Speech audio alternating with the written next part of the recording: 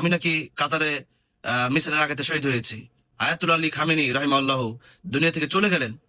বাংলাদেশের কিছু গীবতকারীরা, কিছু হিংসুকেরা, অনেকেই আলেম হয়েছে নামে কিন্তু কাজে এরা মানুষ হতে পারে নাই। কিছুদিন আগে আমির হামজা সাহেব ট্রল করছেন, তিনি এমপি হয়ে গেছেন এখন। আমি নাকি কাতারে মিসাইলের আঘাতে শহীদ হয়েছি। আমি আলহামদুলিল্লাহ অত্যন্ত ভালো আছি। আপনাদের ট্রলের মাধ্যমে আজকে আমাদের অবস্থান ভালো, আলহামদুলিল্লাহ। আমরা আর মানুষ হতে পারলাম না, যেখানে সারা পৃথিবীর এত বড় একজন নেতা আয়াতুল্লাহ আলী খামেনি রাহিমাহুল্লাহ দুনিয়া থেকে চলে গেলেন।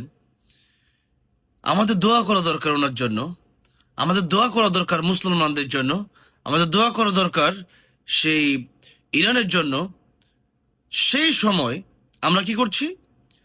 বাংলাদেশের কিছু গীবতকারীরা, কিছু হিংসুকেরা, অনেকেই আলেম হয়েছে নামে কিন্তু কাজে এরা মানুষ হতে পারে নাই।